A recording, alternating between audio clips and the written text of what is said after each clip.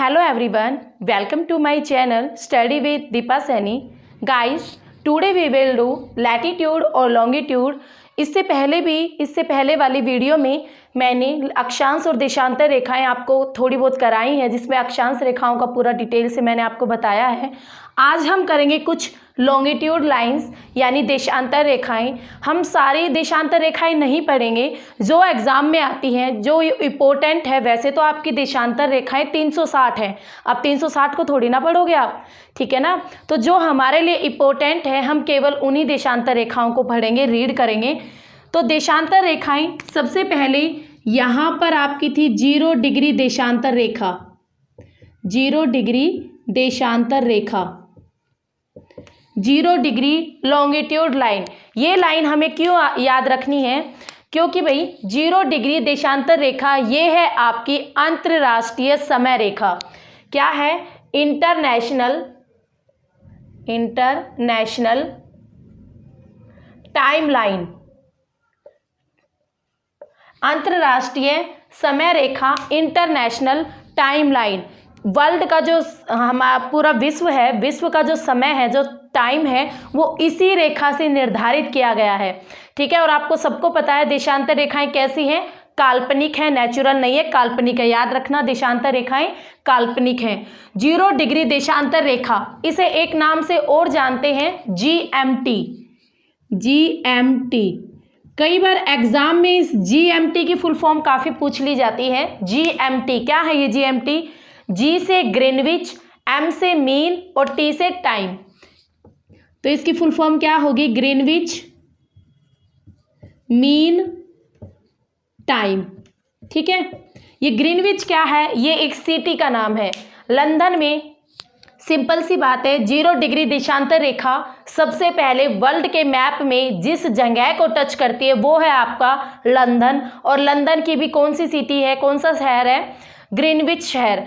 तो एग्जाम में क्वेश्चन ऐसे आ सकता है कि 0 डिग्री देशांतर रेखा कहाँ से निकाली हुई है?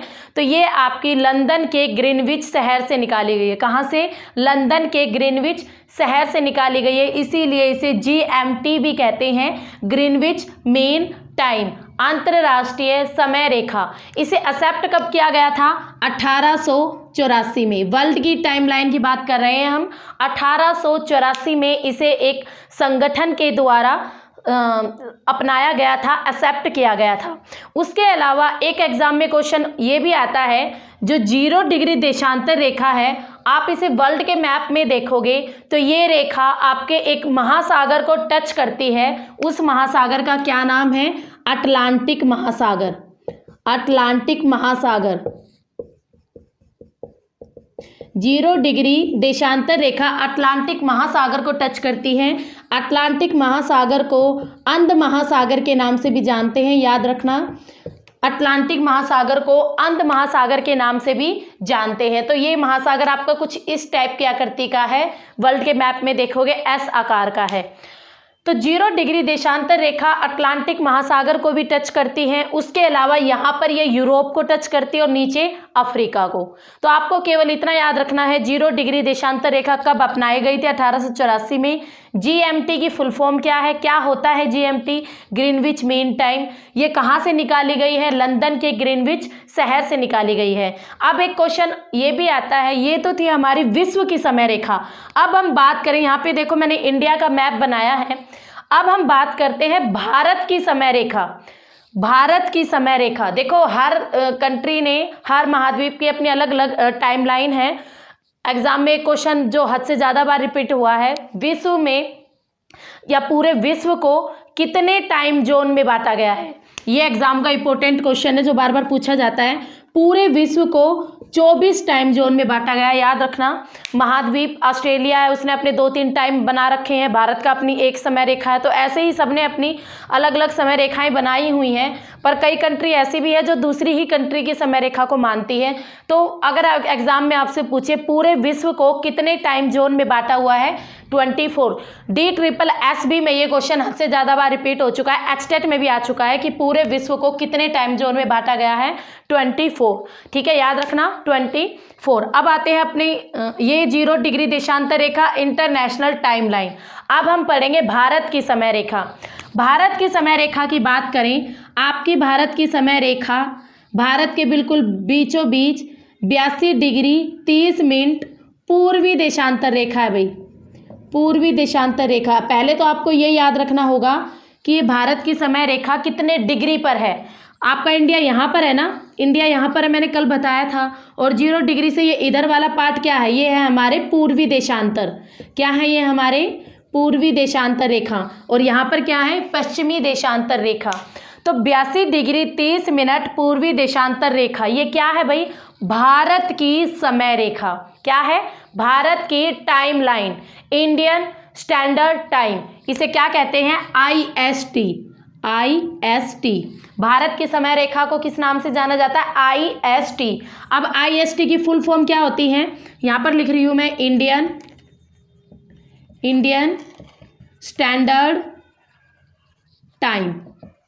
ठीक है, इंडियन स्टैंडर्ड टाइम भारत की समय रेखा IST, GMT और IST ये भारत की समय रेखा है। पूरे भारत का ने अपने एक ही रेखा अपनाई है और इसी से यानी पूरे भारत में एक ही टाइम चलता है। ऐसा नहीं है कि यहाँ अरुणाचल प्रदेश में कुछ और टाइम होगा और गुजरात में कुछ और, ऐसा नहीं होता। पूरे भारत में एक ही टाइम चलता है। ठीक है, 82 डिग्री 30 मिनट या 82.5 बोल लो, पूर्वी देशांतर रेखा भारत की समय रेखा है, जिसे IST के नाम से भी जाना जाता है। ये IST भारत के कितने राज्यों को टच करती है, कितने स्टेट को टच करती हैं, तो भाई यहाँ पर आपका है यूपी। ठीक है, तो यूपी को टच करती हैं, हल्का फुल्का ये आपका MP को भी टच करती हैं। फिर आता है छत्तीसगढ़ को भी ये टच करती हैं। फिर उड़ीसा को भी ये टच करती हैं और फिर आंध्र प्रदेश यानी AP को भी ये टच करती है। कई बुक्स में आपको तेलंगाना भी मिलेगा, पर तेलंगाना नहीं है।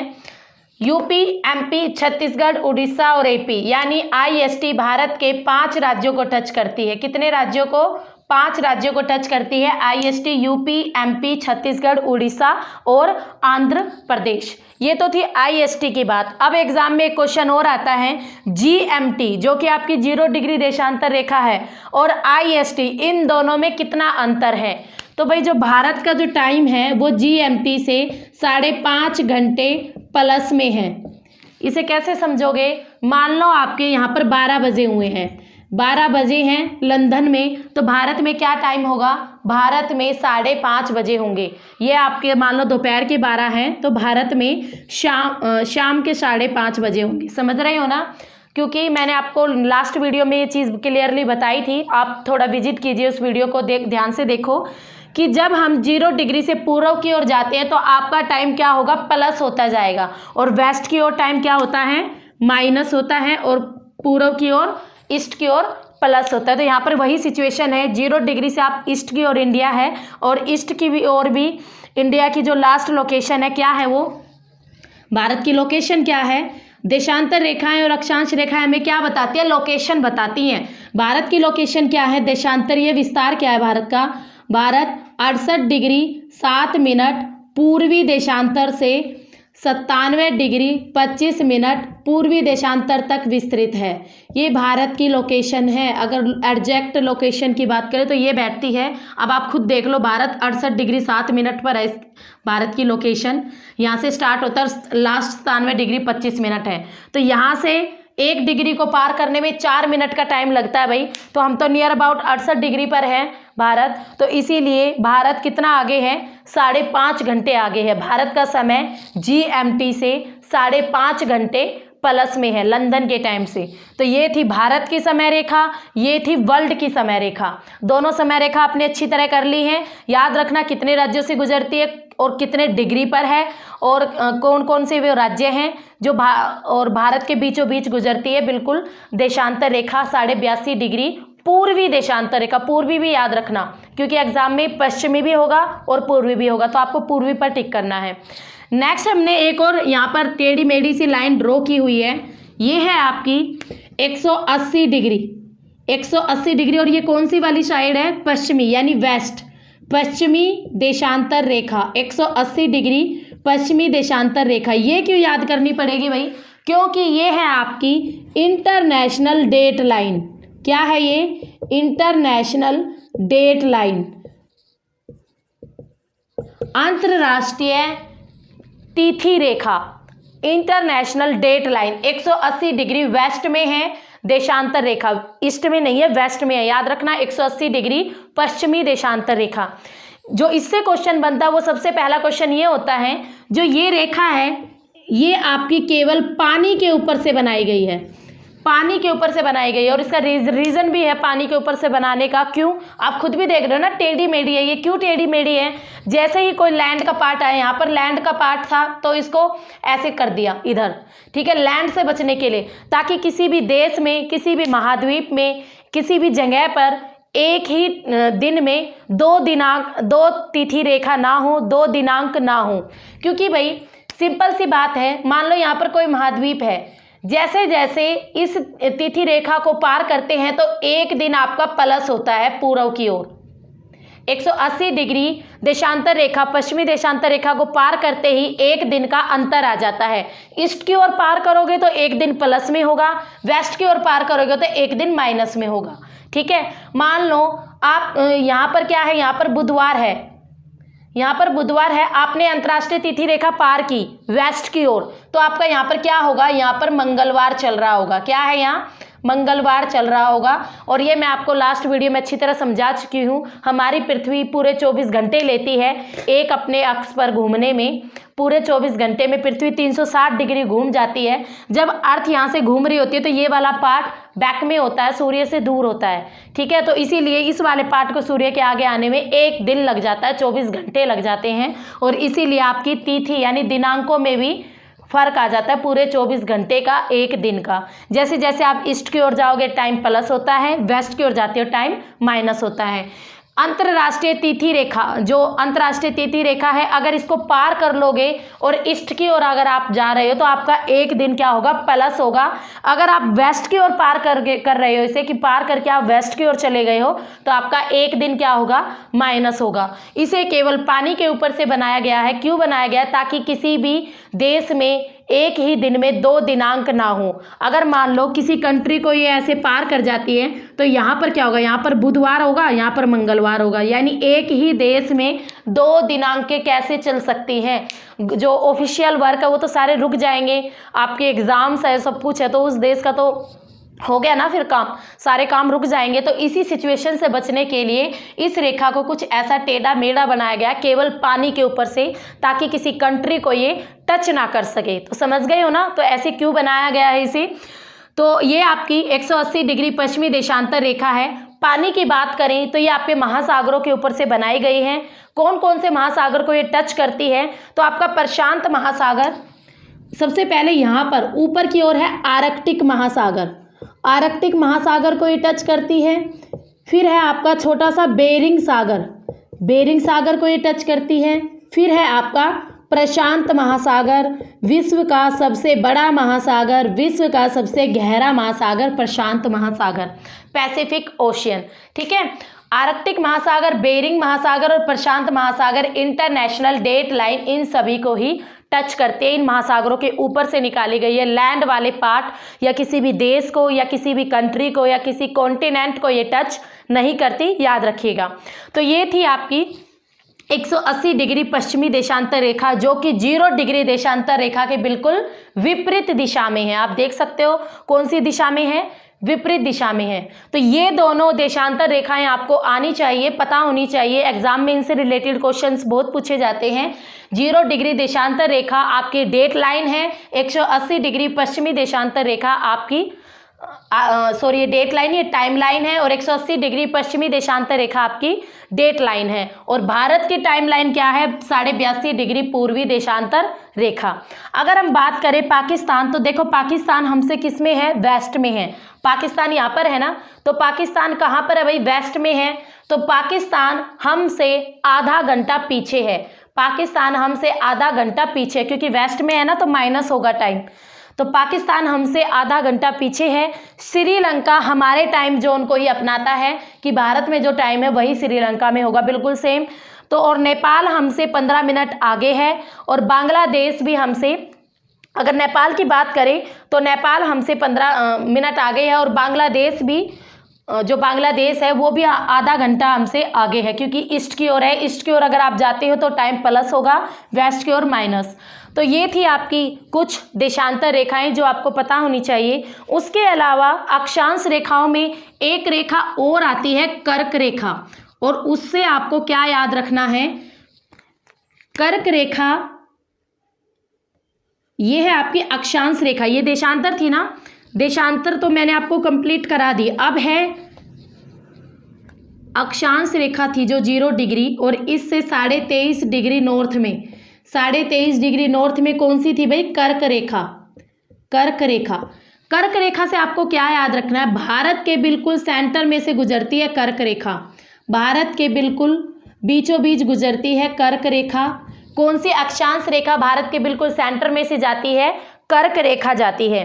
राज्यों की बात करें तो आप खुद देखें, सबसे पहले ये गुजरात को टच करती है, जी मीन्स गुजरात। हल्का सा ये राजस्थान को भी टच करती है भाई, फिर आपका टच करेगी एमपी को, देखो हल्का सा करती है पर राजस्थान को भी ये टच करती है। फिर एमपी के बाद ये टच करेगी, यहाँ पर है आपका लंबाई में छत्तीसगढ़, फिर ये टच करती है छत्तीसगढ़ को, ठीक है। एमपी से आगे आता है छत्तीसगढ़, छत्तीसगढ़ से आगे टच करती है ये झारखंड को, किसको, झारखंड को। और झारखंड से आगे यहाँ पर है आपका पश्चिम बंगाल, ये पूरा लंबाई में यहाँ तक फैला हुआ है वेस्ट बंगाल, यानी पश्चिम बंगाल, पश्चिम बंगाल।